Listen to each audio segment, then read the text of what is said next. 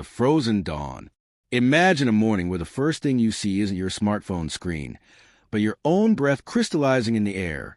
Imagine waking up under 4 layers of heavy wool blankets, yet your nose feels like a piece of ice. There is no thermostat to turn up. There is no hot shower waiting. Outside, the year is 1905, and a great freeze has gripped the land. For the Edwardians, winter wasn't a season for hot cocoa and Netflix. It was a brutal, daily battle for survival. Welcome to the frozen reality of a century ago. The wake-up call. In the early 1900s, the bedroom was often the coldest place in the house. Why? Because coal was expensive. You didn't waste it on a room where you were just sleeping. As the sun barely peeks through the frost-covered window panes, you realize the water in the porcelain pitcher next to your bed has frozen solid overnight. The cold is heavy. It's a physical weight. To get out from under those blankets is an act of bravery. Your floorboards are ice cold, and every step creaks in the silent, freezing air. This is the frozen dawn, the start of the 16-hour workday where your only goal is to stay warm enough to see tomorrow. The first task to fire the house is a tomb until the kitchen range is lit. In an Edwardian home, the range was the heart, the lungs, and the soul of the household. It provided the heat, the hot water, and the cooked food, but it was a demanding master. Before you can even think of warmth, you have to clean out the clinkers, the stony residue of yesterday's coal. Your hands are numb, your fingers stiff. You strike a match, a precious commodity, and nurse the kindling into a flame. It takes an hour for the kitchen to become bearable.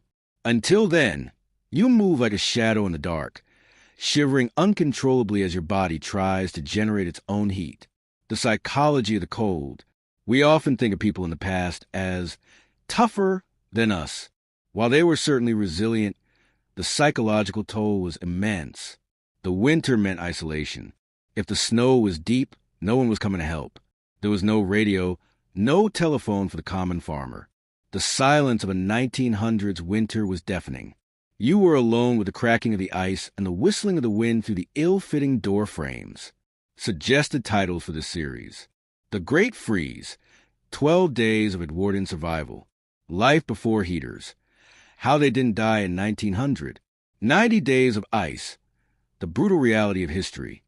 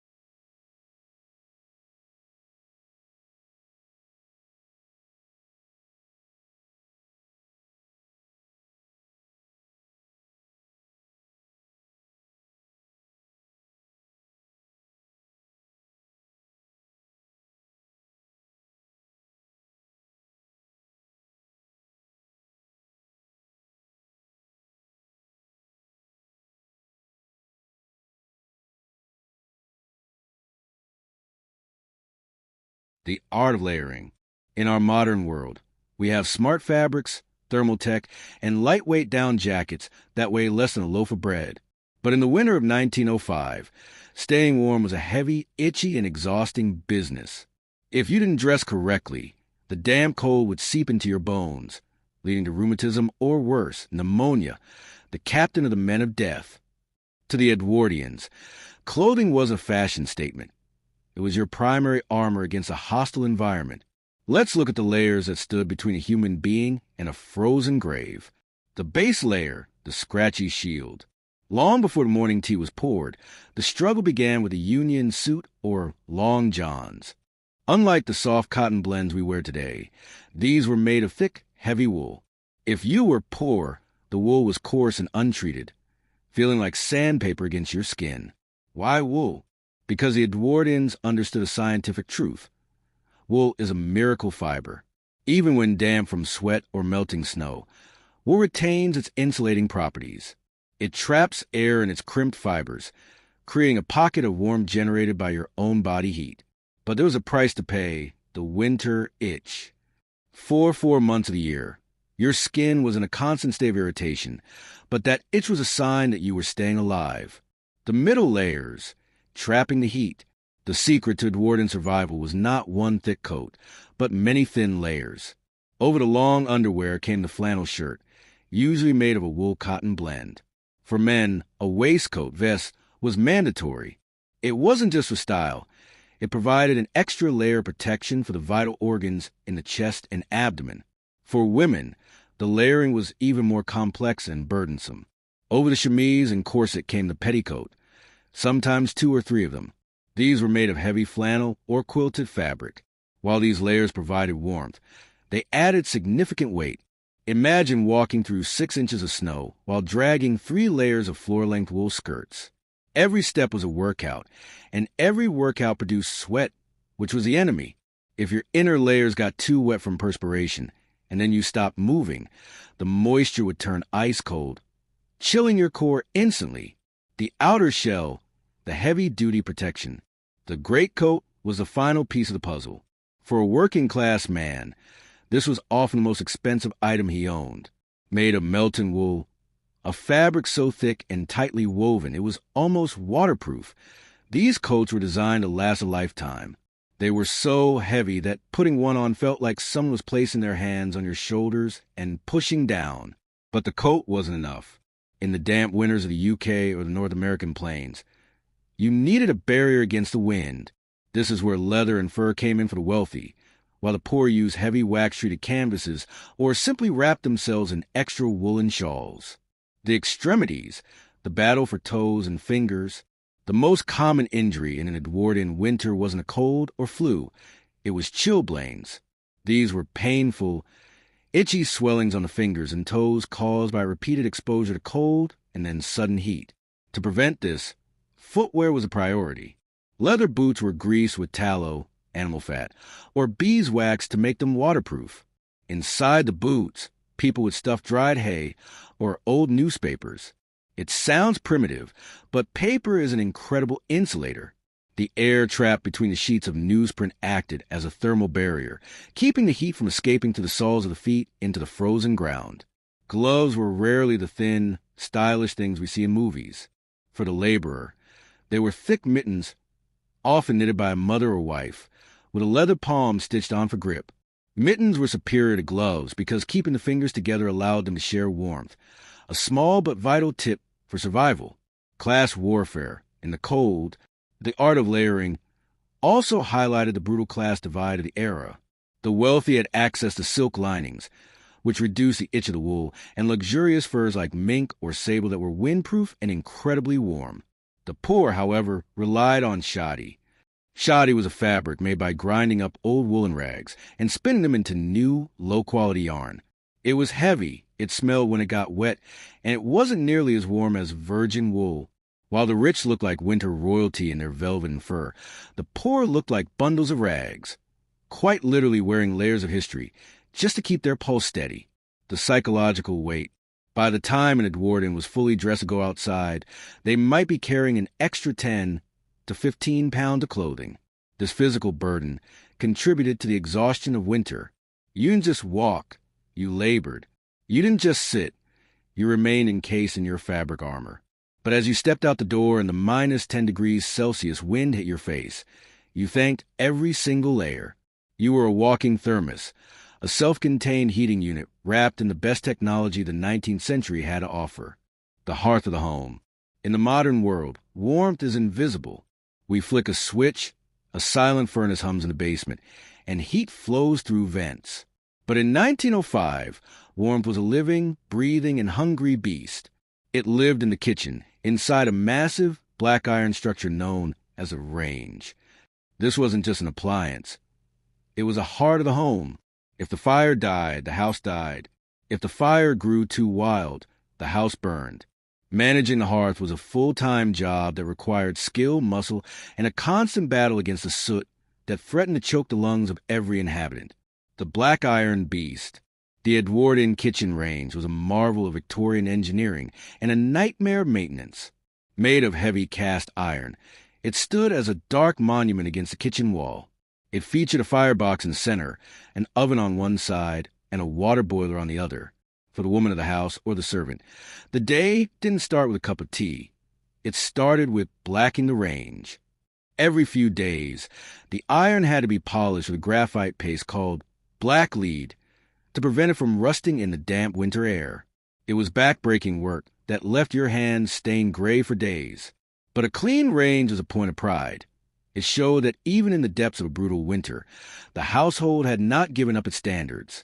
The fuel, black gold. In the early 1900s, coal was the lifeblood of the nation.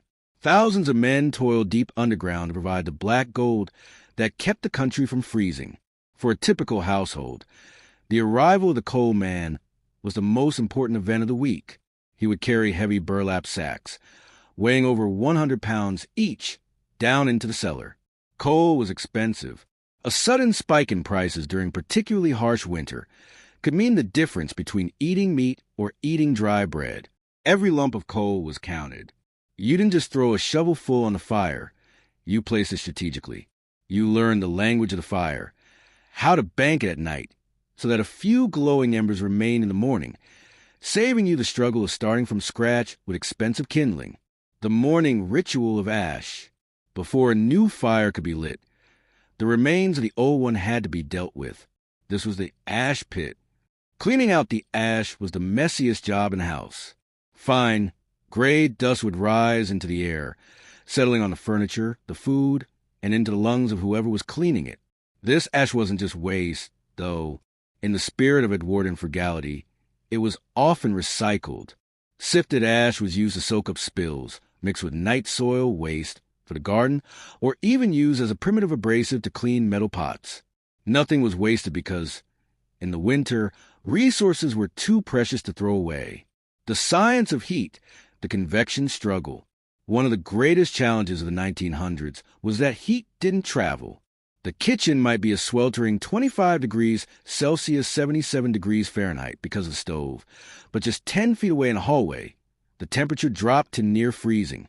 To combat this, Edwardians used draft excluders, long, snake-like bags filled with sand or sawdust placed at the bottom of doors. They understood that the hot air from the stove would rise and try to escape, while the heavy, cold air from outside would crawl along the floor like a ghost. Life in the winter was a constant movement between zones. You stayed in the kitchen as long as possible. When you had to move to the parlor or the bedroom, you did so quickly, carrying a hot brick wrapped in flannel or a copper bed warmer filled with coals to keep your hands from numbing. The hidden killer, carbon monoxide, with all the doors shut tight and every crack stuffed with rags keep the heat in, a new danger emerged, the silent killer. Coal fires produce carbon monoxide in poorly ventilated houses, or if the chimney flue was blocked by soot or a bird's nest, the gas would build up. Edwardians didn't have digital detectors. They relied on common sense and traditional signs. If the family became unusually drowsy, or if the pet dog seemed lethargic, it was a sign to crack a window, even if it meant letting in the sub-zero air. The choice was often between freezing or suffocation. Many families went to sleep in a warm room and simply never woke up, victims of the very fire that was supposed to keep them safe. The sound of the hearth. There is a specific sound to an Edwardian winter.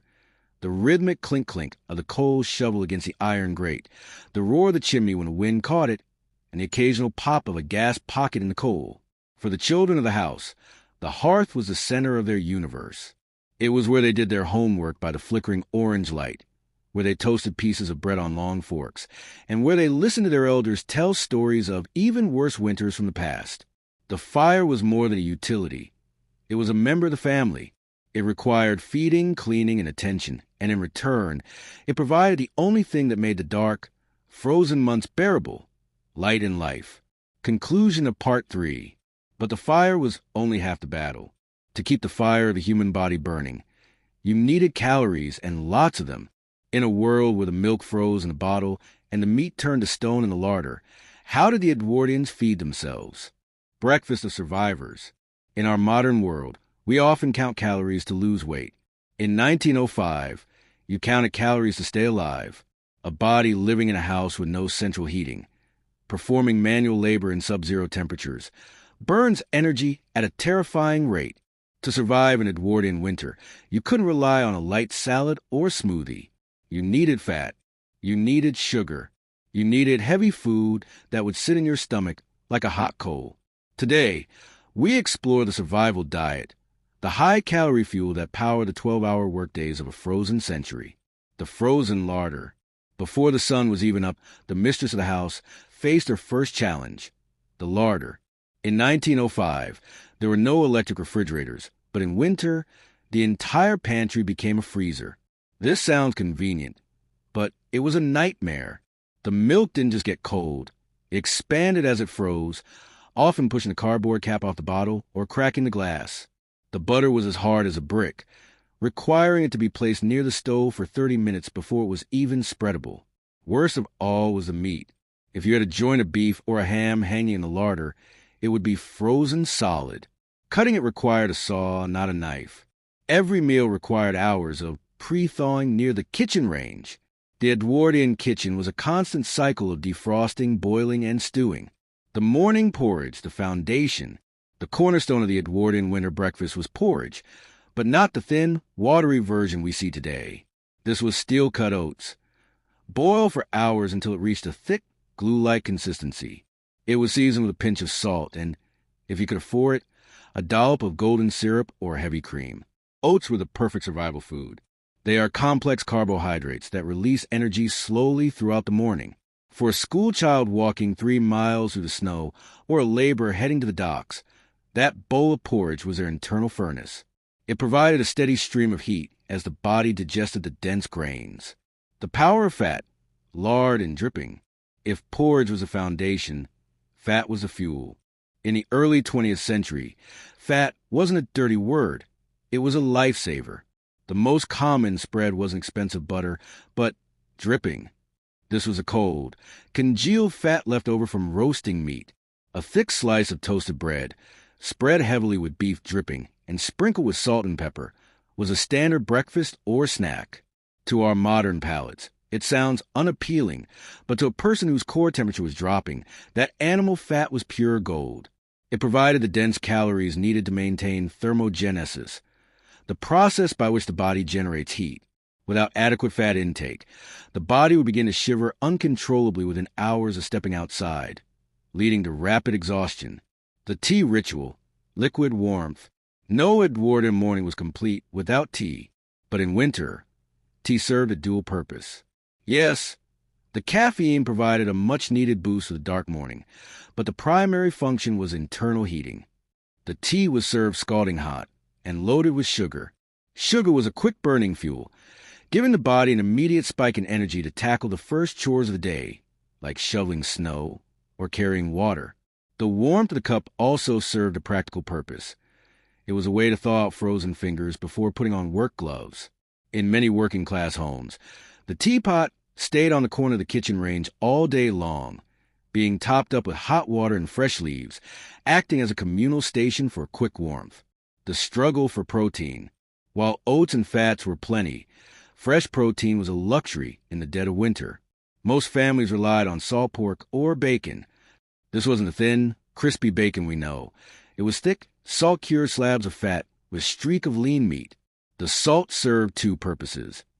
It preserved the meat without the need for ice, and it encouraged the body to retain water, which was strangely helpful in the dry, cold air of winter. Eggs were rare. Chickens often stop laying eggs when the days get short and the temperatures drop.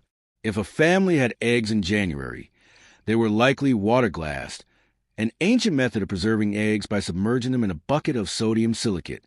These eggs would stay fresh for months, but they were treated like precious jewels, saved for the most grueling days or for the sick. The pudding culture, dinner, usually eaten at midday, was the largest meal. This is where the famous suet puddings came into play. Suet is the hard fat found around the kidneys of cows. Edwardians would mix this fat with flour and dried fruits like raisins to create spotted dick or suet dumplings. These puddings were steamed for hours. They were incredibly dense and heavy. A single serving could contain 800 to 1,000 calories. This was a slow burn, fuel that would get a worker through the freezing afternoon until the sun went down. Conclusion of Part 4. The Edwardian winter diet was a masterpiece of survival. It was built on the understanding that the body is an engine, and an engine cannot run without fuel. They ate with a purpose, to stay warm, to stay strong, and to stay alive. But what happens when you finish your meal and realize there is no water left to wash the dishes? Or worse, no water to drink? In our next part, we look at the most basic necessity of life and how it turned into a frozen nightmare. Water and ice. In the 21st century, we take water for granted. We turn a handle, and an endless stream of clean, temperature-controlled water appears. But in the winter of 1905, water was a stubborn, frozen enemy. In the Edwardian era, if you want a glass of water or a pot for tea, you didn't just turn a tap, you often had to fight for it with an axe. Today, we explore the frozen grid, the era where the most basic necessity of life could disappear overnight, trapped inside pipes of lead and wells of stone. The sound of the axe, the morning break. For the millions of people living in rural areas or small villages, water came from an outdoor pump or communal well. On a morning where the temperature had plummeted to minus 15 degrees Celsius, the scene at the village pump was one of communal struggle. The prime of the pump would have frozen solid. To get the water flowing, you had to perform a ritual. First, you brought out a kettle of boiling water, precious water saved from the night before, and poured it slowly over the iron neck of the pump. You waited for the ice to crack and melt within the mechanism. Only then could you begin the heavy, rhythmic pumping. And you had to be fast. If you pumped too slowly, the water would freeze again before it even hit your bucket. The sound of metal clanking and ice shattering was a true alarm clock of the Edwardian countryside. The nightmare of indoor plumbing. In the cities, modern plumbing was beginning to take hold, but it was primitive and ill-prepared for a deep freeze. Pipes were made of lead or cast iron and were often attached to the exterior of houses or buried just inches beneath the cold brickwork. When water freezes, it expands. In the winter of 1905, the sound of a thump followed by a hiss was the sound of catastrophe. A burst pipe didn't just mean no water. It meant that when a thaw finally came, your home would be flooded with freezing, muddy water. To prevent this, Edwardians would leave their taps dripping all night. They knew that moving water is harder to freeze than standing water. However, this led to a secondary problem. The drains would freeze, and by morning, your sink would be a solid block of ice, overflowing onto the floor. The thaw trap. If your pipes did freeze, the methods for thawing them were terrifyingly dangerous. The common solution was to take a flaming rag soaked in oil or a handheld blow lamp and run it along the lead pipes. In a house filled with wooden beams, hay-filled mattresses, and coal dust, this was a recipe for a house fire. Many Edwardian families survived the cold only to lose their homes to a fire started by a desperate attempt to get the water running again. The laundry ordeal. If obtaining water for drinking was hard, obtaining water for cleaning was an Olympian feat. Wash day in the winter was a multi-day battle. You needed gallons of water to wash the heavy woolen layers we discussed in Part 2. This meant hauling dozens of buckets from the pump, heating them on the kitchen range, which took hours, and then scrubbing the clothes by hand. The real heartbreak came when it was time to dry the clothes. You couldn't hang them outside. They would simply freeze into wooden shapes. A shirt hung on a line in 1905 would become a flat, frozen board in minutes. If you tried to fold it, the fibers would snap. Most families had to hang their wet laundry on clothes horses inside the kitchen. This turned the only warm room in the house into a damp, humid, and claustrophobic jungle, with a smell of wet wool and coal smoke mixed into a thick, suffocating air. The harvest of ice. While the average person struggled with ice, for some, the ice was a crop. Before the invention of electric refrigeration, ice was harvested from ponds and rivers. Men with long, jagged saws would venture onto frozen lakes, cutting massive blocks of ice that were 2 feet thick. These blocks were hauled by horse-drawn sleds to ice houses, deep underground pits lined with straw and sawdust. Remarkably, if the blocks were packed tightly enough, the ice would stay frozen all the way through the following summer. In 1905, The ice that froze your pipes in January was the same ice that would cool a wealthy man's drink in July. The ice harvesters were the unsung heroes of the winter, working in the most dangerous conditions, often falling through thin ice just to secure this frozen commodity. Hygiene and the sponge reality, because water was so difficult to transport and heat, full-body baths were rare in the winter. Most people practiced the sponge bath.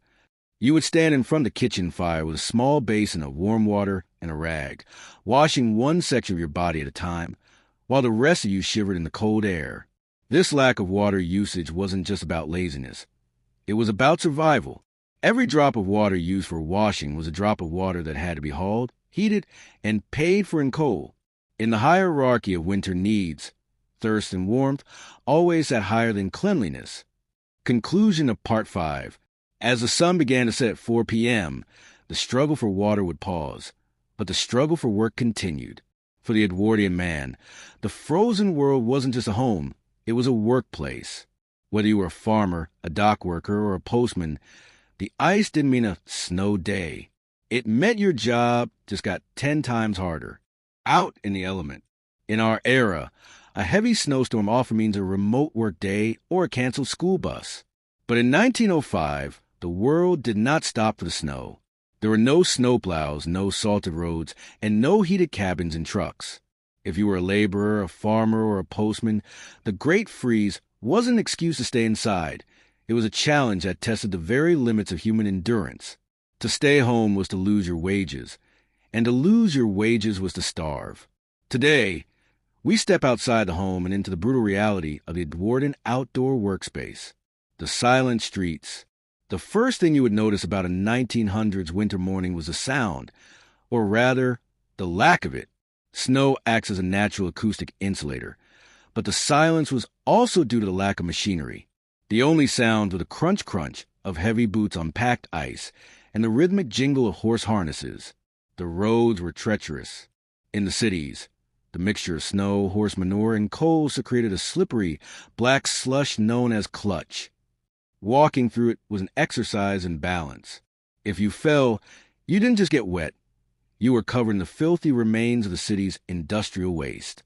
For the street sweepers, their job became a nightmare of moving heavy, frozen piles of this sludge just to keep the main thoroughfares open for the horse-drawn omnibuses.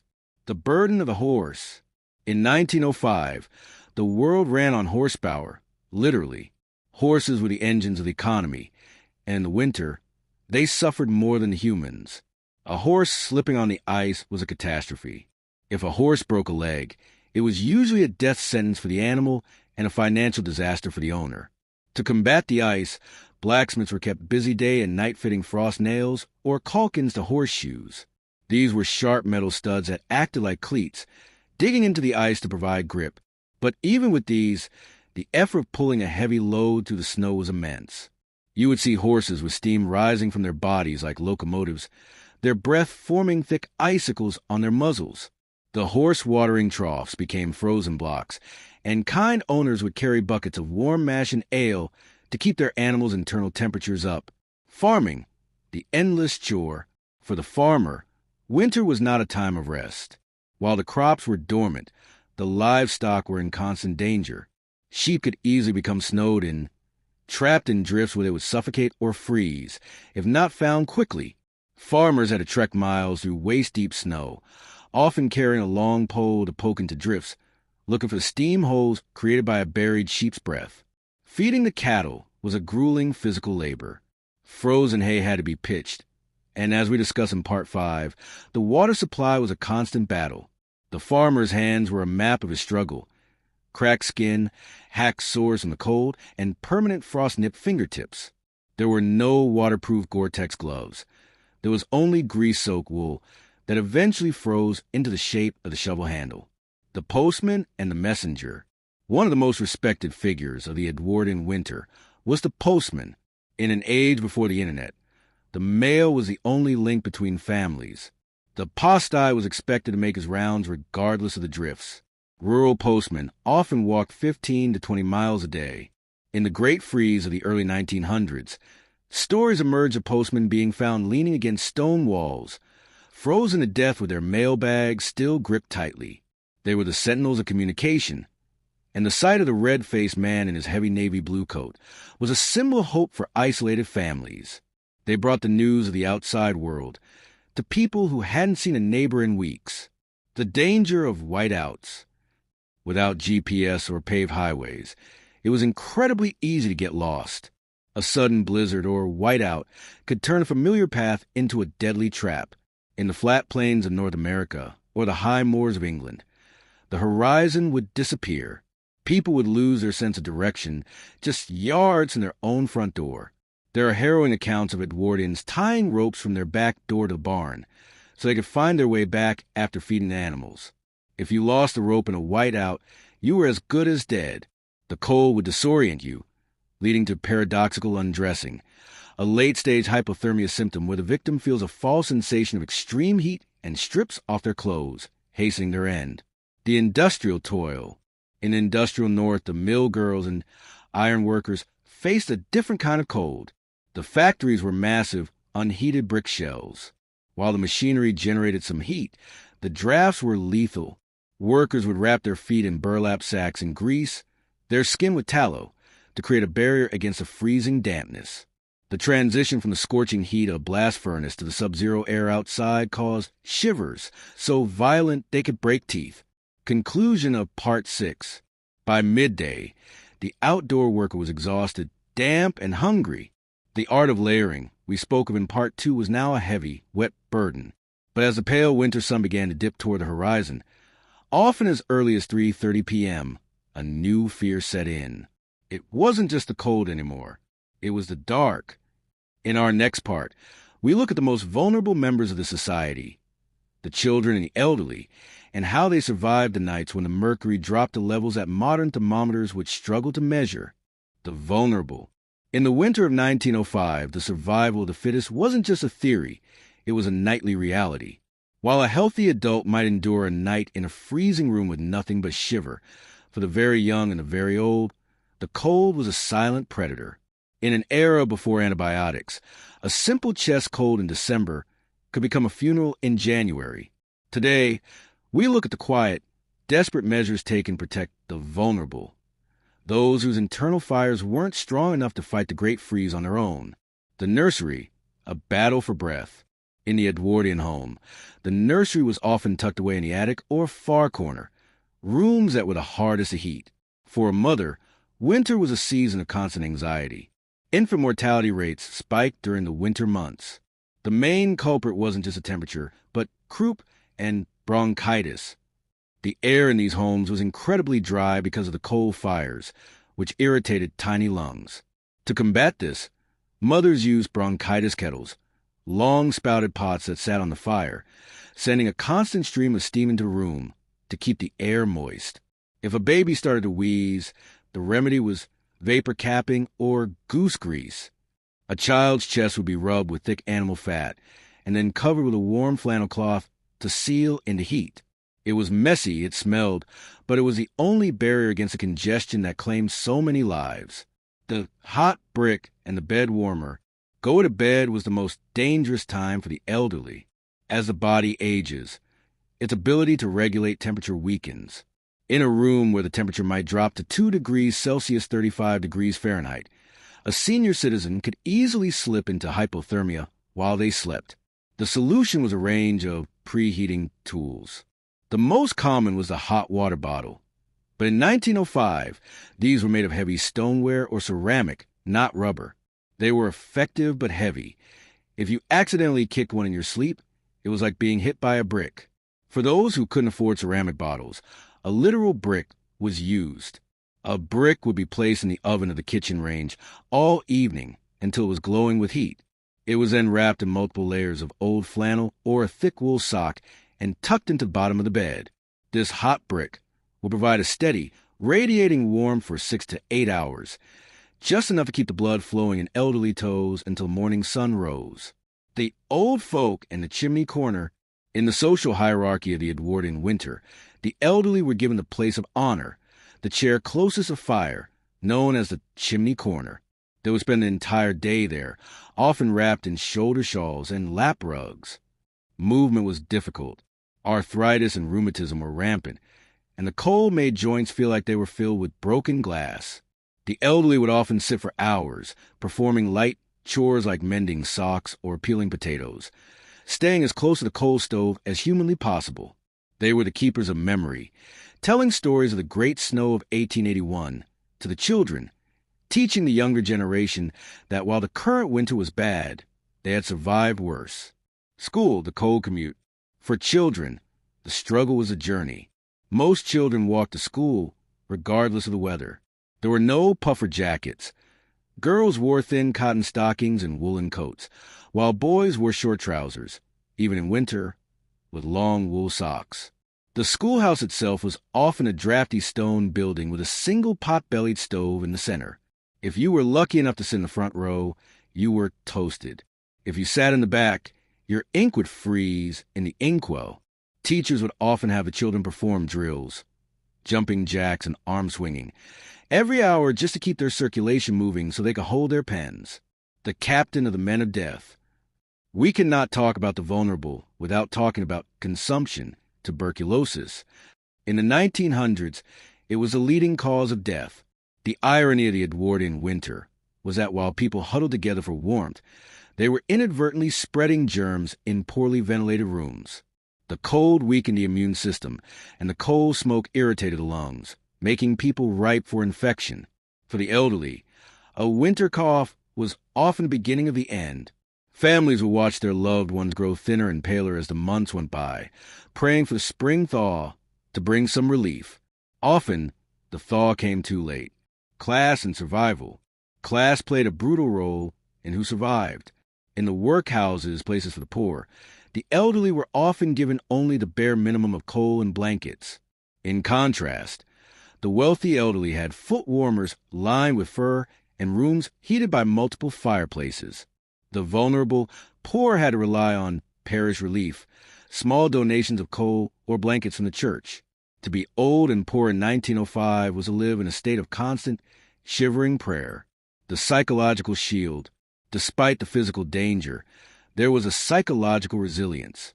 Children were taught from a young age that feeling the cold was a sign of weakness. They were encouraged to brave it out. This stiff upper lip attitude was a survival mechanism. If you accepted that the cold was your master, you would lose the will to fight. By treating the winter as a character-building exercise, the Edwardians managed to keep their spirits high even when the thermometer was low. Conclusion of Part 7. Protecting the vulnerable took every ounce of the family's energy. But even with the fire going and the bricks heated, there was one thing you couldn't avoid: the basic call of nature. In our next part, we look at the most dreaded experience of the Edwardian winter, a trip to the outdoor privy. Hygiene in the cold. We live in an age where the bathroom is a sanctuary, warm tiles, steaming showers, and indoor plumbing.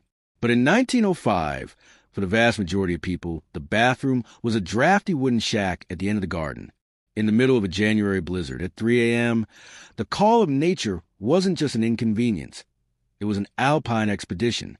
Today, we dive into the shivering reality of Edwardian hygiene, a world of frozen toilets, the weekly bath, and the absolute struggle to stay civilized when the temperature is working against you. The dreaded outdoor privy. For the working class, indoor toilets were a rare luxury. Most homes had a privy or outhouse. This was a small wooden hut built over a deep pit or a removable bucket. Imagine leaving your warm bed, putting on your boots, and trekking through 6 inches of snow just to sit on a wooden bench that was minus 10 degrees Celsius. There was no soft, quilted toilet paper. Instead, people used old newspapers or almanacs cut into squares and hung on a string.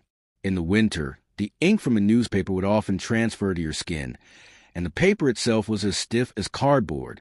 But the cold brought a more solid problem. In a deep freeze, the contents of the pit or bucket would freeze solid. This meant the night soil men, the workers who came to empty the toilets, couldn't do their jobs. Families would have to pray for a slight thaw just so their waste could be removed. The chamber pot, the indoor alternative.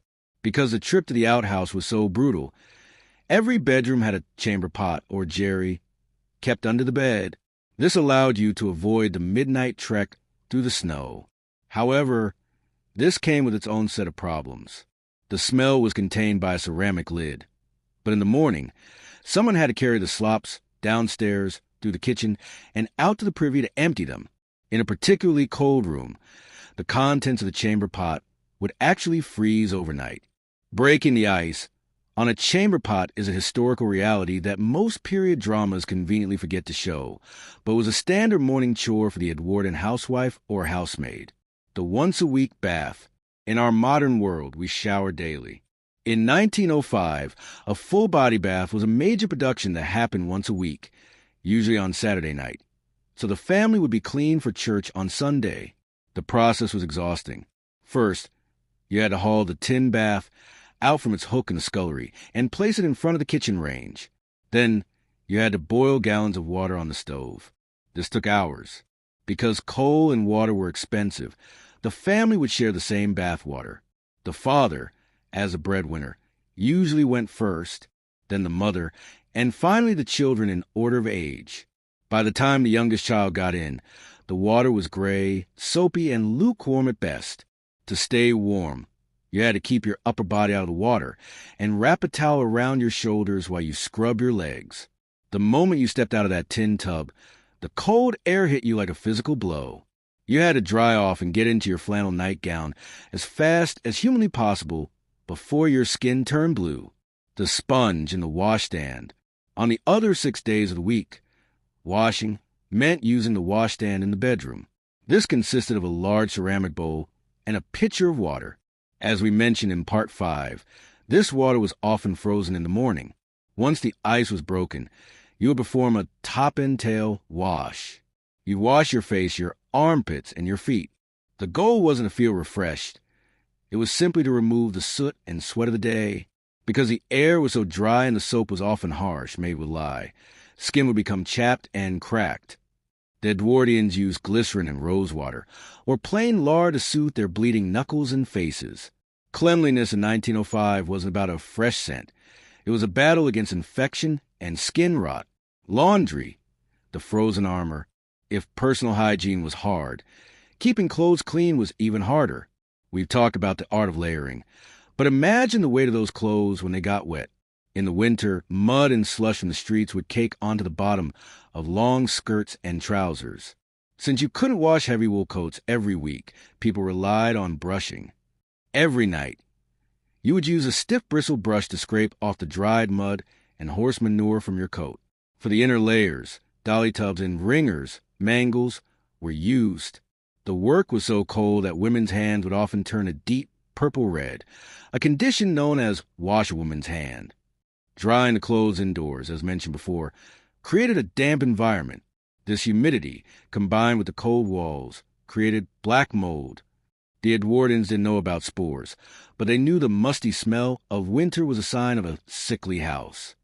The secret of smelling like a winter. If you could travel back to 1905, the first thing you would notice wasn't the cold, but the smell.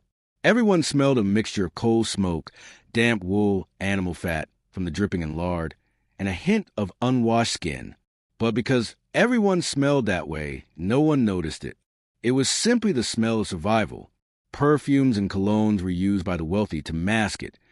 But for the common man, his scent was his badge of labor. To be clean in the winter was a luxury that required time and money that most people simply didn't have. Conclusion of Part 8. Despite the grime and the freezing outhouses, the Edwardians maintained a remarkable level of dignity. They polished their boots, they mended their rags, and they kept their black-lead stoves shining. But as the hygiene chores finished, the sun would set, and the village would fall into a deep, icy silence. In our next part, we look at the winter industry, how the economy kept moving when the canals were frozen and the roads were blocked.